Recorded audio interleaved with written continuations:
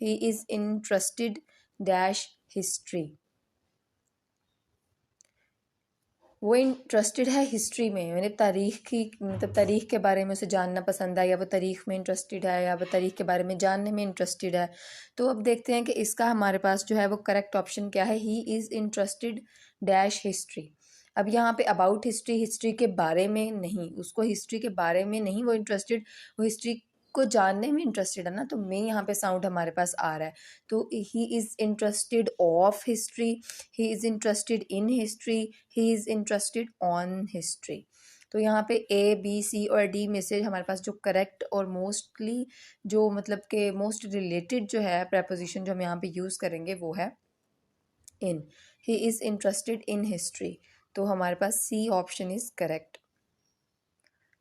Next है हमारे पास 12 MCQs। Please don't interfere dash my personal affairs. मतलब मेरे ज़ाती मामलात में दखल अंदाज़ी मत करो, मेहरबानी करके मेरे ज़ाती मामलात में दखल अंदाज़ी मत करो। तो अब इसके लिए 4 ऑप्शंस हैं। डैश माई पर्सनल अफेयर्स में अब क्या सूट करेगा, ए है अबाउट, बी है इन, सी है ऑफ एंड डी है on. Please don't interfere dash my personal affairs. तो इसके लिए जो मतलब हमारे पास करेक्ट प्रपोजिशन है वो है in my personal affairs, option B. Please don't interfere in my personal affairs, मेरे ज़ाती मामलात में। तो यहाँ पे हमारे पास में आ रहा है, तो उसमें हमारे पास जो बहुत ज़्यादा यानी करेक्ट हम प्रपोजिशन बोलेंगे वो इन है। अबाउट नहीं हो सकता, ऑफ नहीं हो सकता, ऑन नहीं हो सकता, इनको लगाने से उसका मतलब ही चेंज हो जाएगा और वो करेक्ट रहेगा ही नहीं। तो इसमें जो है वो इन आएगा। नेक्स्ट 13 MCQ है, green paper is very rich dash vitamin. अब हमने किसी चीज़ में उसको बताना है कि उसके अंदर उस चीज़ की बहुत ज़्यादा करेक्टरिस्टिक हैं, और उसमें वाइटामिन बहुत ज़्यादा है, उसमें प्रोटीन बहुत ज़्यादा है, तो उसमें है ना, तो वो चीज़ जो है उन चीज़ों से भरपूर है वीकेंड से।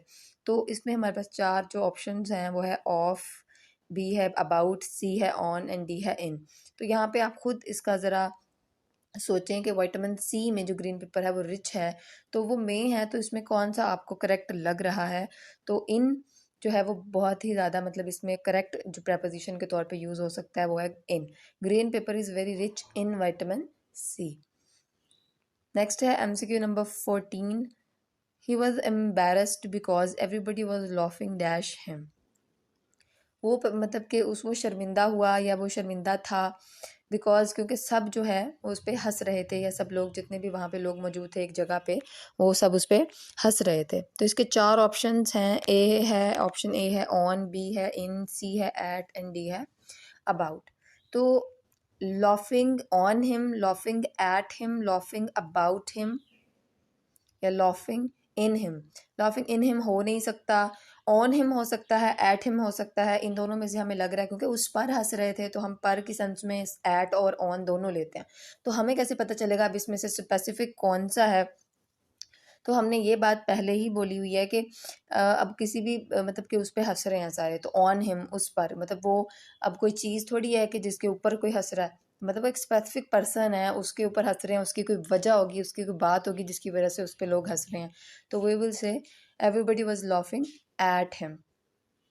सी ऑप्शन इज करेक्ट। 15 जो MCQ है, she cares dash the environment, कि वो इन्वायरमेंट यानी अपने माहौल का ख्याल करती है या उसको अपने माहौल की फ़िक्र है। तो 4 ऑप्शंस हैं, ए है ऑन, बी है इन, सी है ऑफ एंड डी है अबाउट। तो उसको अपने माहौल की फ़िक्र है या वो अपने माहौल की फ़िक्र करती है, केयर करती है। तो उस पर अब कौन सा करेक्ट जो है MCQs हमें यहाँ पे फील हो रहा है। तो she cares on the environment, she cares in the environment, she cares of the environment, she cares about the environment. On in तो हो ही नहीं सकता किसी भी सेंस में, या पुट करके देखें तो आपको सेंटेंस का मीनिंग ही चेंज नज़र आएगा। ऑफ जो है वो भी नहीं हो सकता। MCQ नंबर 16 है हमारे पास, it was kind dash you to help, कि मतलब जैसे हम किसी को बोलते हैं it is very so sweet of you, मतलब जब हम कोई हमारी हेल्प कर दे हम कहते हैं कि it is so sweet of you, यानी उसको हम इस तरीके से गाइड आगे से मतलब शो कराते हैं कि मतलब उसको बताते हैं कि उसने बहुत हमारे लिए एक हेल्पफुल काम किया है और हम उसकी तारीफ़ की सेंस में ये बोलते हैं। तो इसी तरह ये सेम टू सेम वही सेंटेंस है कि it was kind dash you to help, कि मतलब आप बहुत मेहरबानी, उसकी शुक्रिया अदा किया जा रहा है कि उसने उसकी हेल्प की। तो पहला ऑप्शन है ऑफ, दूसरा है इन, सी है अबाउट एंड डी है ऑन। तो it was kind about you, in you, on you और ऑफ यू। तो आपको कौन सा इसमें से करेक्ट लग रहा है? जो इसका करेक्ट प्रपोजिशन है वो है of. It was kind of you to help, it was very kind of you to help. जैसे it's so sweet of you, मतलब जब कोई हमारी हेल्प कर दे या कोई अच्छे से हमसे बात कर ले तो हम उसे ऐसे बोलते हैं, it is so sweet of you, कि आपने हमसे ऐसे बात की, आपने हमें ऐसे डील किया। तो यहाँ पे हमारे पास जो करेक्ट आंसर है वो है A, it was kind of you to help. MCQ number 17 हमारे पास है अनफॉर्चुनेटली, यानी बदकिस्मती से, we had to cancel it owing dash the bad weather. तो यहाँ पे वो बोल रहा है कि अनफॉर्चुनेटली, बदकिस्मती से, उन्होंने कोई प्लान किया हुआ है तो उन्हें वो कैंसिल करना पड़ रहा है बिकॉज ऑफ बैड वेदर। अब हमें कैसे पता चलेगा यहाँ पे क्या है करेक्ट आंसर? तो हम पहले सेंटेंस बोल के देखेंगे, तो जो हमें सही लगेगा पहले वो सोचेंगे, फिर हम देखेंगे कि किस चीज़ के साथ हम कौन सी प्रपोजिशन लगा सकते हैं, फिर हम वो रूल सोचेंगे। तो यहाँ पे हमारे पास बैड वेदर है और उसकी वजह से हमने अपना कोई ट्रिप कैंसिल किया है, कोई प्लान कैंसिल किया है। तो यहाँ पे 4 ऑप्शंस हैं, ए है इन, बी है टू, सी है ऑफ एंड डी है about. Unfortunately we had to cancel it owing dash the bad weather, owing to the bad weather, कि हम बैड वेदर की वजह से हमने अपना ट्रिप कैंसिल कर दिया या प्लान कैंसिल कर दिया, या जो भी हमने प्लान किया हुआ था वो कैंसिल कर दिया। तो B option is correct, owing to the bad weather. 18 हमारे पास MCQ है, what did you make dash the lecture. 18 MCQs में हमारे पास जो ऑप्शंस हैं, इन, बी है ऑन, सी है अबाउट एंड डी है ऑफ। तो हम मतलब कि उसने ये लेक्चर बनाया है ना, तो मतलब किस चीज़ के लिए बनाया है, ये क्या लेक्चर बनाया है, what did you make dash the lecture.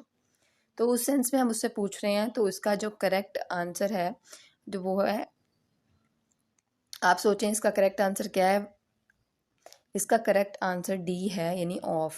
What did you make dash the lecture, what did you make of the lecture, कि आपने किस चीज़ के लिए या किस चीज़ के बारे या क्या आपने लेक्चर जो है वो दिया या बनाया है। MCQ नंबर 19 है हमारे पास, he was accused dash theft, he was accused dash theft, कि उसको चोर करार दे दिया गया या उसको चोरी का इल्ज़ाम लग गया या लगा दिया गया, या वो उस पर चोरी का इल्ज़ाम था या लगा हुआ था या लगा था। तो ये नहीं, मतलब पास्ट का सेंटेंस है। तो he was accused dash theft, तो he was accused, A option है ऑन, बी है अबाउट, सी है इन एंड डी है of. He was accused on theft, he was accused about theft, he was accused in theft, he was accused of theft। तो हमारे पास इसका correct option हमें देख के पता चल रहा है, ही वॉज एक्यूज्ड ऑफ थेफ्ट, यानी उसको उस पर चोरी का इल्ज़ाम लगा दिया गया। ऑफ हम अक्सर यूज़ करते हैं का, की और के की सेंस में। MCQ number 20, as dash me I will be happy to lend a hand. As dash me, मेरे लिए मैं खुश हूँ कि मैं अपना हाथ दे दूँ, मतलब अपना हाथ किसी के हाथ में देना इन अ सेंस। तो एज डैश मी यहाँ पे क्या ऐसा है जो बिल्कुल सूट करे इस सेंटेंस को, कौन सी प्रपोजिशन है?